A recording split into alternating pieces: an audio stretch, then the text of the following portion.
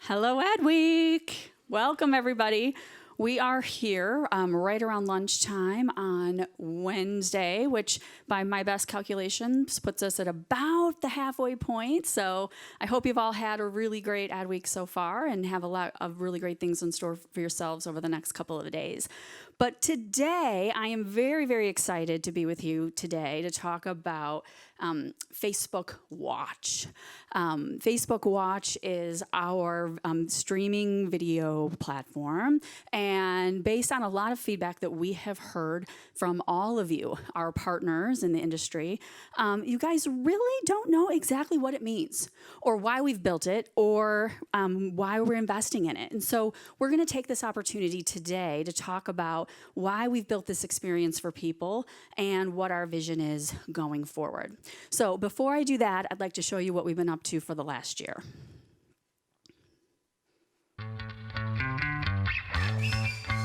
Got my heart on my sleeve, got the fire to set me free.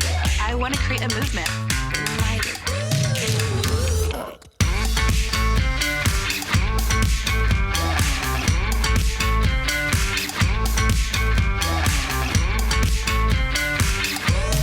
Ready to do this. This is a place where people can talk honestly.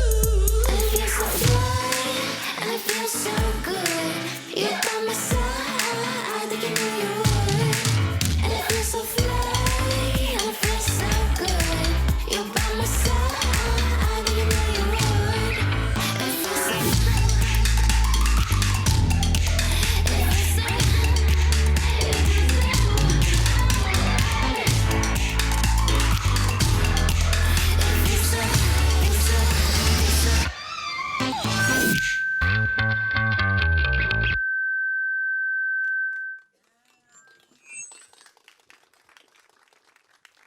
All right, so we're really excited about where we're going, but before we talk about where we're going, let's take a little bit of a step back in time and talk about where we've been, how we got here, and why it actually matters. So entertainment has always been a social experience and that has the power to bring people together, as we see in this photo here from many years ago. But so often video is at the center of shared cultural moments. So you can think about things like series finales, like Game of Thrones. You can think about global sporting events. My husband is from Australia, so the Rugby World Cup is on at all hours of the day throughout my house for the next month. All the way to more intimate experiences. My daughter was at Astro Camp for 2 days last week, and the videos that the teachers were able to share with us to keep us close to the experiences that our kids were having are just videos that continually keep us connected to the moments that matter most to all of us.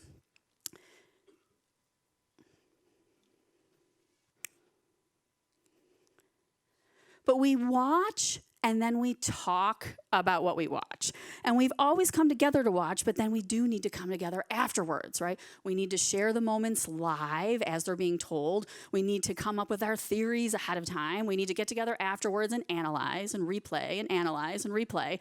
And this has all become part of the social experience and our connection to video over time. But as we all know, things are changing continuously, and they're changing really fast. Watching a show or a movie used to be something that we had to plan an event to do. They were at set times. We huddled around the television, or we went to a movie theater to see a very specific show. But then we would talk about it afterwards on the walk to school or at work or where have you. But now, as we all know, we can stream content anytime we want, anywhere we want. And any room of the house, on any device, in our feed. We can download it. We can watch it while we're flying on the plane to Ad Week. And people are in more control than ever. And so we are able to choose not just how we're entertained, but who we want to entertain us.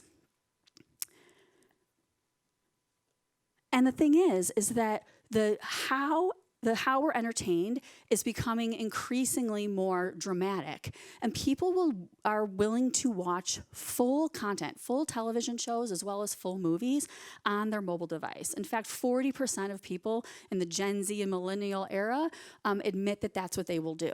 And it's not just about watching long-form content. Now content comes in all sizes, all lengths, all different formats, and so we're open to watching at different times and different places and different lengths. And so we need to be able to adjust and accommodate as we think about, how are we going to continue to capitalize upon these changing trends. And not only are there more devices and more formats, but there are also more providers than ever. Great content now comes from many sources, from studios as well as digital creators. And as the way that people consume this content changes, our options become greater, and it's all on our terms. Right now, people have an average of 3 streaming services that they're willing to pay for, and 83% of those same trialists say that they'll have as many, if not more, services in the next year. So we're open to more places, we're open to more channels, and we are open to thinking about more options in terms of who we want to entertain us. So when we talk about TV now, TV is not the device. It's not the actual thing that we have hanging on our wall. When we talk about TV, we are talking about the content itself. But what hasn't changed is that people still want to connect with the content that we watch. And so whether it happens online or on the couch, we still want to share our opinions. We still want to share it with people who matter to us. We want to make predictions. We want to obsess. We want to nerd out. We want to make a meme. We want to talk about it. And so the desire to connect to entertainment is in the DNA of the entertainment itself. So that is exactly why we built Facebook Watch. To be a hub for high quality video that brings together entertainment and the shared experiences around entertainment that our platform uniquely does best. We think of Facebook Watch as the digital living room. It gives us access to global content, but it does it in a way that gives us the ability to create a community with the people who matter to us most and who share the same interests in the content that we're looking to ultimately consume. And so this makes us possible to not only control the way that we take in the content, but with who, how, and where. And people are responding to this. 140 million people around the world are using Watch every single day for at least 1 minute. But on average, they're spending 26 minutes a day with the content on Watch. These numbers are incredible. But the scale only shows us one part of the story. We're also seeing people lean into our community driving features. People, when they're watching videos, and if they do something that we call a watch party, which means they're watching it together, they comment 8 times more than when they're watching alone. So you can see that this engagement and this desire to connect is very, very real, even in a space like a digital living room. A great example of this is our work with Huda Kattan, who is a creator and a beauty mogul who we developed a watch show with called Huda Boss.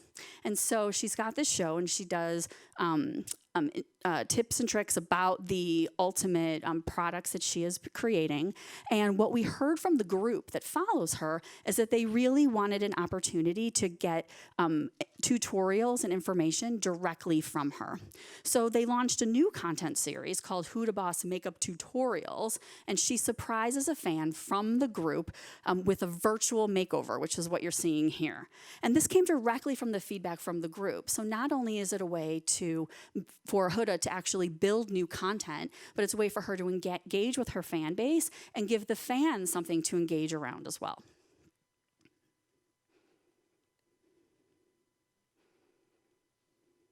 So what's next for us? So we are continuing to invest in innovative content and then also social experiences that make Watch a truly social video platform. So I'll walk you quickly through a couple of the new features that are coming. So we're three that we'll talk about: popular with friends, co-watching experiences, and easy group navigation. So popular with friends, you can see here, is a new section where you get suggestions from people in your network for content that they also enjoy watching. So again, just as you would talk to your friends about something that they're watching in real life, this is an opportunity to do it through your network. Co-watching experiences. I mentioned watch parties briefly, but another way is through a feature that's called premieres, where you can take pre-recorded video and schedule a time to actually watch it with people that are within your group, so they can discuss it and know that it's coming in advance. And lastly, easy group navigation. If you're involved with content and you want to find others who are also fans of the same content, here's an example of where, watching Red Table Talk, you can actually see the group alongside the content. So people that are also following Red Table Talk, you can go in and start to interact with immediately on the fly. So those are a few of the features where we continue to invest to ensure that it keeps staying social.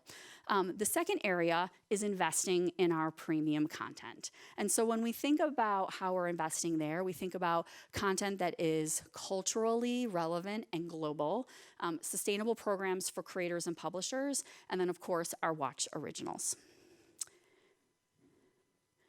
Culturally relevant and global. So we have partnerships with global publishers across news, entertainment, sports, to deliver a wide range of video that was built for the platform specifically. So what you're seeing here are some NBA clips, and you can imagine other areas where we could start doing late or morning night show segments, series recaps, red carpet profiles. These are some things that we can get from our partnerships with the actual publishers themselves. In addition, we are going to offer shoulder content where people can go deeper. So if you're watching something like the NBA, but then you want to go see replays or hear additional information from commentators, you can start to link into other content that is relevant. Sustainable programs for our creators and publishers. So we are creating a program where the networks of our influencers can really work together with publishers, creators, and then ultimately with brands, so that they have a sustainable ecosystem of people that they can be partnering with and working with to really truly create content that is not only specific for the platform, but has the ability to live on and ultimately create content that is sustainable for the long-term success of the platform. And then last, but certainly not least, Watch Originals. This is content that is created very specifically for the platform, and I showed you a few examples of what that already looks like, but we're very, very, very excited to announce today that we will be launching a new series called The Birch by Crypt TV, and it is launching on October 11th. So I'm going to share with you the trailer, a little sneak preview of the series itself, and then I'm going to invite Jack Davis, who is the CEO and founder of Crypt TV, to the stage to talk about the show and to talk about Watch Originals overall. So take a look.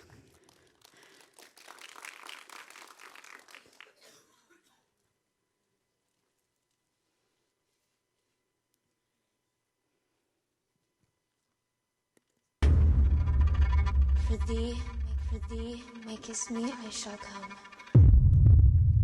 He who breaks me shall come undone.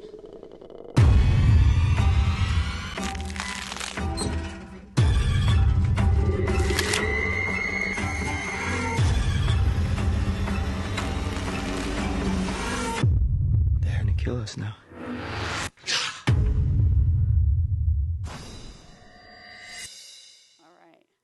All right. Please join me in welcoming Jack Davis, CEO and founder of Crypt TV, to the stage.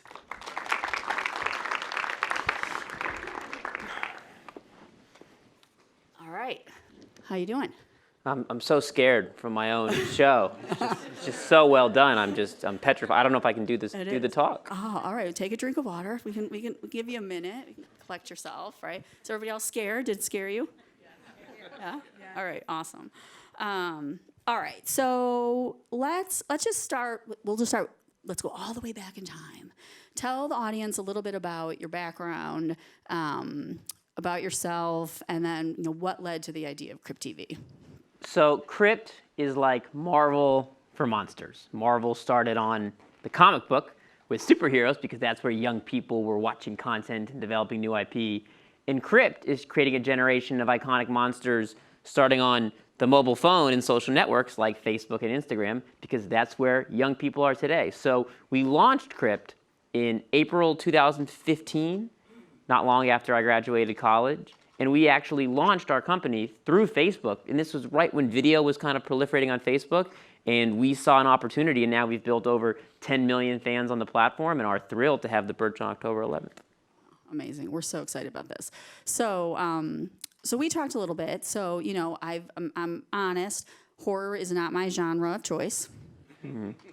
But since meeting you and learning more about Crypt TV, I have been watching Crypt TV. And, the things that really strike me about it is that, watching a 2-hour, full feature-length film of horror might be a little much, but watching it in 3 to 5 minute increments is actually really, really powerful. But the thing that struck me for somebody even like me is that it is horror with heart. Yeah. And it's so thought-provoking that I still keep thinking about the characters and the monsters that I met along the way. So talk to us a little bit about the motivation for these monsters and what has inspired you guys to think about it in this way. For Crypt, the monsters are just the external manifestation of the characters' internal struggles. So the way we build our content, and I think this works especially well on social and mobile, is we pick an anchoring emotion. In the case of The Birch, which I know everyone will be watching on October 11th, the anchoring emotion is bullying. It's really a story about bullying, and the monster, without giving anything away, is really the external manifestation of that struggle, of that emotion. And our audience, Jennifer, is very young. It's almost entirely under 35. Our Facebook audience really strong, even with different demographics, 18 to 24, 24 to 35. But what we see is these are people looking to express their emotions. And we saw in that lovely clip in Red Table Talk, they're confronting mental illness. And that's part of the reason why that show has such a strong community. We're confronting those issues too in Crypt. We just do it through scripted narrative content. And the great thing about scary is it's such a crazy genre that it gives people a permission structure to feel these emotions through characters in a way that they might be more comfortable expressing. I love that. And so, and why do you think that these monsters are resonating with so many people in such a wide swath of audience members? It's a great question. I think it's a few things. One is which we always do try to pick very anchoring emotion. Another example, one of our biggest shows on our Facebook pages is The Look-See, a 7-foot monster in a suit that comes and takes a literal piece of you if you can't let go of your grief. We all have grief. Crypt tries to pick very anchoring emotions. In the case of Birch, we've all either been bullied or sometimes been the bully ourselves. Another thing I think with Crypt is scares speak no language. So for some of our shows, we actually have no dialogue, and it's all just the visual and the monsters and the character and emotion.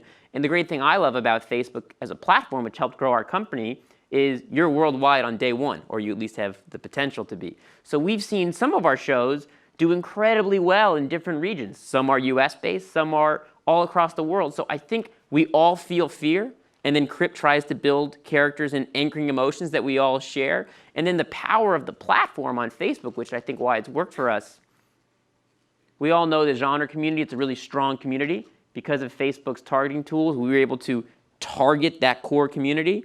But we know in our culture, thanks to movies like The Quiet Place or the It movie with Pennywise that just came out, the best scary is as big as New York Yankees apple pie. So we've built that core community on Facebook, but we make something like The Birch, which the short had 40 million views. That's not 40 million horror fans. That's because it's just a culturally relevant piece of content. That's awesome. And so talk a little bit about, in the early days when you were thinking about building the community, right? How did you guys go about that? How did you think about finding the right audience? What did you do? Well, part of the reason Crypt's mission was to create monsters, and part of the reason we launched on Facebook was exactly that. Let's pick a community. When you are a startup, and I certainly felt undercapitalized in those early days. You don't have all the resources. Let's make a product that actually builds love and loyalty. So that's why we picked the genre. And then in the early days, I don't necessarily know if the stuff we were making is the best or if I'd be proud to show it, but we were able to create original video content for this genre on Facebook. And thanks to the targeting tools, that audience, we were the first people creating social mobile video that's scary. A lot of people, and these are great providers and great content makers, a lot of people are making news and food, and those are great categories, but we were the only ones making scary. So in the early days, it was, this audience is there, we can find them, and no one's making content for them in this format. And then over time, as we started to build the audience, you get that feedback loop of, they're actually going to tell you what they like and want, and it's on you as the creator to adjust to it. And when you do, your audience actually grows. And so being the first one creating scary, how did you think about isolating the audiences that already existed? So I chatted with Blake, and he was talking about when you thought about early segmentations, even just thinking about other interests that they had, like were they using Vice? Were they using Joel Osteen? Like, talk to us about how you thought about that. Well, the great thing is about kind of being on the internet, and I always think about, I make that Marvel for Monsters comparison. We don't have some things Marvel did. We do have some things they didn't at that time. And the number one thing we do have by virtue of being on the internet, of being a publisher, is data and feedback. And the most interesting thing I think you see is these are not one-dimensional people, your audience, right? They might love scary, but there also could be an overlap of people who love scary and golf, right? There could be an overlap of people who love scary and of, our 25 to 34-year-old female demographic could be skewing a very other way on what IP they like. So for us, there's always building IP that can speak to each quadrant, and something like Birch, I think, can be 4-quadrant. But then when you're building individual characters and you have different segments of your audience, you can actually tailor certain new stories for certain demographics and fit their interests really well. That's awesome. I love that notion of of thinking about the other interests and how that all plays in together. To really build a community that was ultimately engaged with the content. Well, you have to speak organically to people. And, for a long time, media was in a top-down world where there was limited programming options and the consumer choice was actually really driven by supplier's decision. We're in a world now of unlimited options. So it's really, if you can have the tools to speak authentically to the consumer, their response is amazing. And I think you see that on Facebook because there is lots of options. How has Crip been able to build an audience by trying to really listen to the consumer and not be so proud that we can't adjust what we're doing to fit what they want? So talk a little more about that, like listening to the consumer. What some of the feedback or suggestions or ideas that came directly from your consumer base? Well, there's things big and small when you're creating content. I think one early thing we saw is we're not necessarily, I think there was a great slide up there that television's the device, or the mechanism, not the content, not the mechanism. There's kind of this thought in scary always, you want to hide the monster. You can't show the monster until the very end, and if you're doing anything other than that, you're doing it wrong. We learned very early, you need to tease the monster at the beginning. You got to excite people with that visual. We're trying to build visual IP. So we saw that learning early, and then we were jamming the first minute with the monster. And actually then, watch times went down and dropped, and we learned it was a balance. So you learn very little practical things from the data, like, okay, we can't save the monster until the end. We have to tease the monster at the beginning, but not show it so much that people don't want to invest in the characters and be part of these characters and watch through the whole story, so they care about characters when the characters interact with the monster. But then we also saw other kind of more top-line observations over time, like our audience kept demanding our content to be longer and longer. And when we started on Facebook in 2015, we were making 15-second videos. We called them 15-second scares because we're so creative. We just 15-second scares. That was the name of the timeline. You always laugh, and whenever you're making fun of yourself, people laugh, and that's why it's funny. Because I'm an idiot. But then we made 1-minute videos and 5-minute videos, and Birch, which was a 4-minute and 30-second short, turned into this TV show. And now what we're releasing on our owned and operated Facebook pages is 20-minute videos, and watch times have never been higher, and engagement's never been higher. So I think that your audience will evolve with you. On one hand, you see immediate things that you react to, and on the other hand, it's not being so stuck in your ways that when people are demanding more content, give it to them, and we've actually seen all the engagement and deep fandom go up as we've evolved from 15-second little videos to 20-minute kind of like pilots that we drop. Wow. And so how do you think storytelling on the mobile device specifically, based on like these learnings you've had and even where you think things are going, how is it different from kind of the traditional idea of what storytelling should be? Well, I think they're similar in a lot of ways. I think people are looking to invest themselves in characters. And we all care about watch time, right? Because that's how you get audience attention and that shows meaningful impact. Well, the way you get people to watch a story all the way through is to have them see themselves in the characters, to find meaning in the characters, and to want to follow those stories. So with Birch, even though some episodes are longer than others, it's actually kind of experimental format. The point remains that you need to buy into these characters and believe them and love them and feel the arc of the story. Even when we were making those 15-second videos, there still needed to be a semblance of a beginning, a middle, and an end, and an arc, and a beat. So I actually think that the similarities are much stronger than people realize. I think what these new platforms like Facebook allow you to do as a content creator is to take risks. You don't have to fill a 30-minute time slot or a 1-hour time slot. It can be 12 minutes, it can be 18 minutes, it can be an hour actually. But the storytelling mechanisms are very, very, very similar. It's just incorporating that audience data and feedback, understanding that you're in a large distribution pool with a lot of competition. You have to earn that audience's love. But also the way you do is still these kind of classic storytelling mechanisms and caring about characters all the way through. Okay. I love that. So where do you see storytelling going over the next few years? How does it change? How does it evolve? I think it keeps getting more interactive. As much as Crip's core product is narrative video, which in some ways, even though we're doing it in innovative fashion, in some ways is something we've seen before, audiences want to see themselves in the content. They want to feel a part of the content. You know, one thing we got wrong at Crypt, and I think it goes to the fact that even though we're a young company, we have to shake some kind of old world conventions too, is we thought people would want to fight the monster. Right? That's what you want. You want the human versus the monster, and then sometimes the monster wins, sometimes the human wins.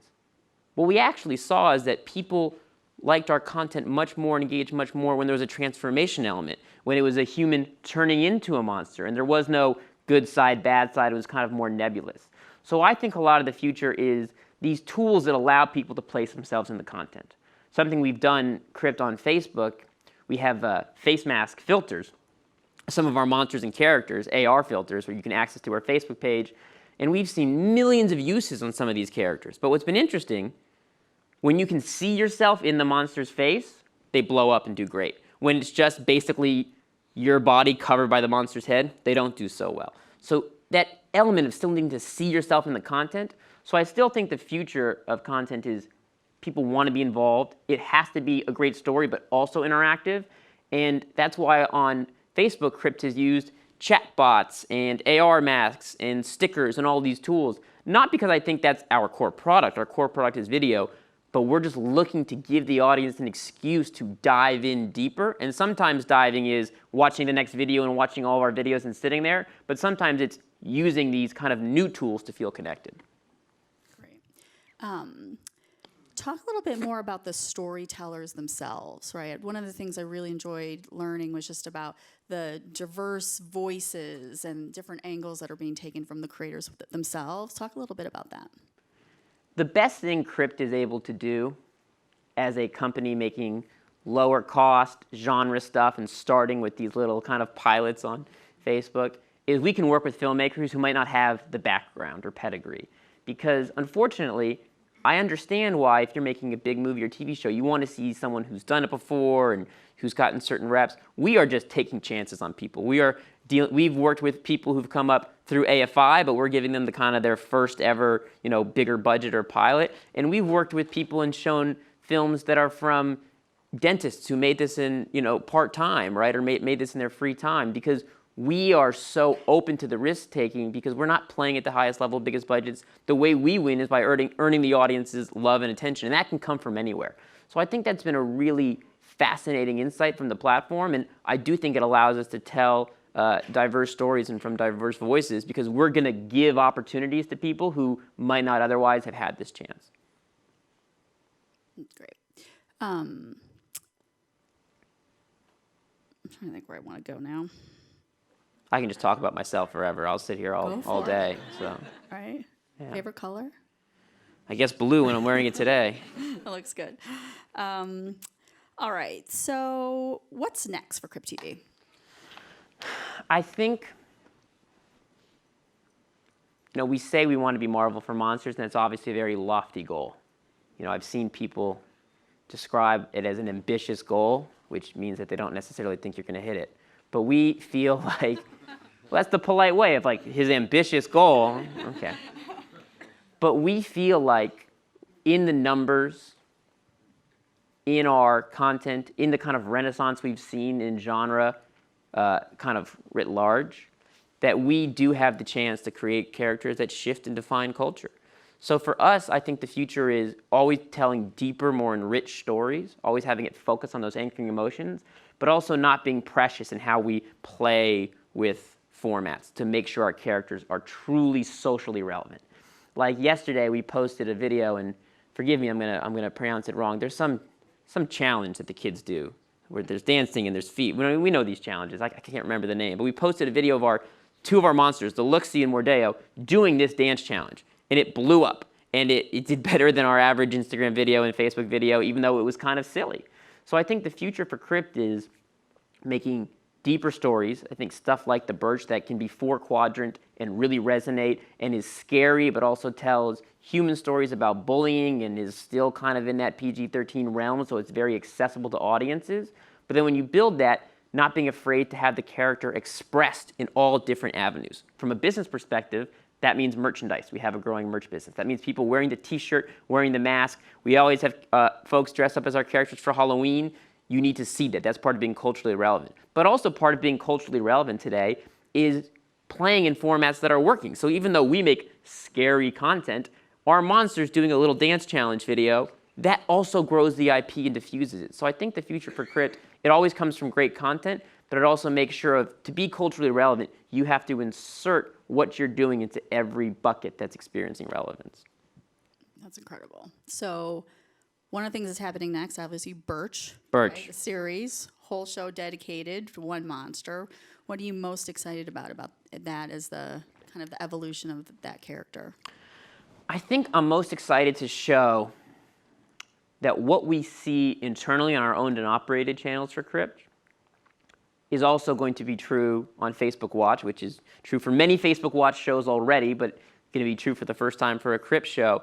That audience translates, and that audience goes, and that you can take the heart and root of a 4-minute story and stretch it out to 15 episodes, long form, and the audience is not just going to follow it, but you're going to actually reach new people who maybe never saw this short in the first place, and that the engagement's going to be higher and the fandom's going to be deeper. It's really great to get people's attention in 4 minutes, but we all know what's actually really valuable is holding their attention week to week over longer periods of time. And we've actually seen that on our owned and operated channels. So the chance to see that on Watch with our first official big Facebook show and partnership, I'm unbelievably excited because I'm definitely willing to bet on the results. Yeah. So with the success that you've seen on your owned and operated channels and with Crypt TV overall, I'm sure you had lots of options in terms of where you wanted to, put your Birch series. Mm-hmm. Why did you choose Facebook Watch? We did have lots of options, and we also recently announced that we signed a actually 5-series slate deal with Facebook, which we also had options for. And I'm not going to sit and say that those options aren't great because Crypt is a media company and we want to work with lots of companies and think all of them are great. But at this key moment, why did we choose Facebook? Obviously, at this moment, and maybe moments in the future, we thought Facebook was the best place to double and triple down the whole future of our company. And it's because I think the way that media companies of the future are going to differentiate themselves is through connectivity and engagement to your audience by being a brand. And as much as there's amazing players, and I think you talked about in your presentation all the new folks coming into streaming and how people are open to new services, not all of those services can you actually have a two-way conversation. Can it actually be a two-way street? And we built this company on Facebook because we were able to get key insights from our audience and change our product to fit them.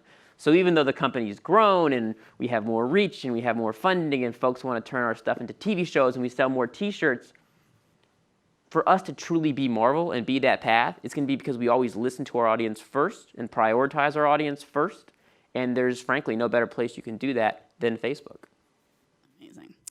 So we're here at Adweek. This is a room full of advertisers. So I'd love to close with you sharing your thoughts with this audience about how should they be thinking about digital platforms? How should they be thinking about growing their business? How can they use platforms like Watch or others as they think about growing their business over the next 1 to 5, 10 years? I think it's all just the time and attention of the consumer. Does that consumer truly feel an engaged, active experience on that platform? Because advertising and loving a product is all about the emotion tied to it, about the emotion the person experiences and the emotion they feel. So they need to be that kind of engaged mode to discover something.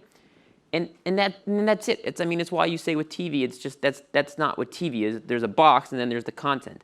And that's why with Crypt I say, when you ask me the storytelling question, we don't actually see storytelling as necessarily different than TV and movies. We might change formats. We might be able to incorporate new data, but it's still emotionally connecting to someone. So I think as long as you're prioritizing the emotional connection, you're in good shape. I know as a 27-year-old who's bald like a 35-year-old, but a 27-year-old, I don't watch much live TV almost at all. And the products that I love and discover, I usually discover on my phone, or I see creative advertisements that I don't necessarily feel like are an advertisement, or it feels seamless, and it emotionally engages me in a way that the experience is kind of seamless. And I don't speak on that just because I don't know the advertiser world that well, but I know that's how we treat it at Crypt. So it doesn't surprise me that there's similarities in terms of how I act as a consumer versus how I act as the CEO for my business listening to consumers. Amazing. Well, Jack, thank you so much for being here with us today. Thank you. Congratulations on your success thus far. We're really, really excited about Birch and all the new and exciting monsters that will come our way. So thank you very, very, very much. Give it up for Jack Davis. Thank you, everyone.